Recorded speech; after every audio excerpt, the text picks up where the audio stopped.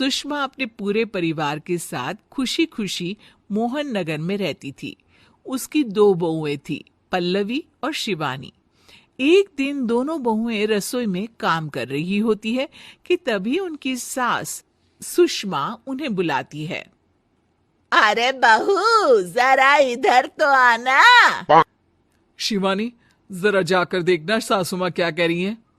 दीदी, आप ही देख लो ना जाकर, आपको भी तो सुनाई दे रहा है।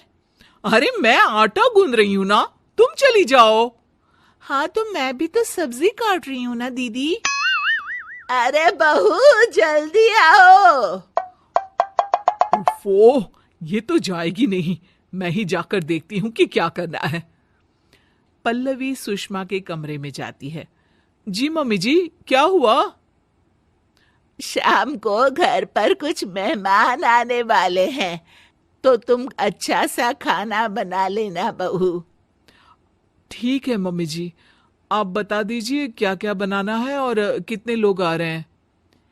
सुनील की मौसी जी और उनका पूरा परिवार आ रहा है। कुल मिलाकर 3 लोग और हमें मिलाकर हुए 9 लोग। तो अभी से ही तैयारी करना शुरू कर दो।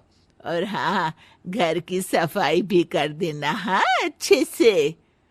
जी मम्मी जी, सब काम हो जाएगा, आप चिंता मत कीजिए। पल्लवी शिवानी को घर में मेहमान आने वाले हैं इसके बारे में बताती है।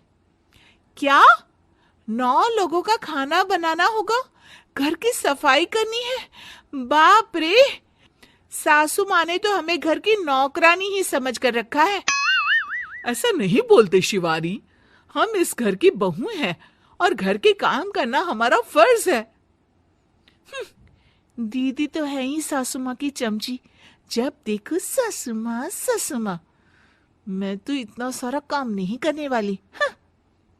शिवानी कपड़े लेकर गमला साफ कर रही होती है और चक्कर आने का नाटक करने लगती है। मेरा सर चकरा रहा है। तभी वहां पल्लवी और सासू माँ जाते हैं। अरे बहू, क्या हो गया तुम्हें? मम्मी जी, बहुत तेज सर में दर्द हो रहा है। तुम एक काम करो शिवानी, आराम कर लो। नहीं नहीं दीदी, घर में मेहमान आने वाले हैं, मुझे आपकी मदद करनी चाहिए। अरे कोई बात नहीं शिवानी, तुम आराम कर लो, मैं सब काम कर लूंगी। ठीक है दीदी, अगर आप इतना कह रही हैं तो आराम कर लेती हूँ। शिवानी आराम से अपने कमरे में मैगजीन पढ़ रही होती है। इसे कहते हैं आराम की जिंदगी। इतना सारा काम। चलो, सारा काम खत्म हो गया, शिवानी को देख आती हूँ। शिवानी अपने कमरे में ईयरफोन में गाने सुनते सुनते सो जाती है और उसके साइड में मैगजीन भी रखी होती है। पल्लवी वहां आ जाती है और वो सब देखती है। ओहो, तो मतलब सब काम चोरी का बहाना था। अभी बताती हूँ इसको। घर का सारा काम मुझे करना पड़ा और ये महारानी यहाँ मैगजीन पढ़ रही है, गाने सुन रही है। पल्लवी रसोई से एक प्लेट और चम्मच लेकर आती है और शिवानी को थाली बजाकर उठाने लगती है। शिवानी अचानक से उठती है। उठ गई महारानी, गाने भी सुन लिए, मैगजीन भी पढ़ ली। तुम तो बहुत बड़ी झूठी निकली शिवानी। तुमने सर दर्द का बहाना बनाया ताकि काम करने से बच सको। हाँ, बनाया बहाना, तो क्या करती? इतने सारे काम करती। मुझे कोई शौक नहीं है चापलूसी का। क्या चापलूसी? तुम्हें लगता है कि मैं सारे काम चापलूसी के लिए कर रही हूं? और नहीं तो क्या। तभी वहां सासू माँ आ जाती हैं।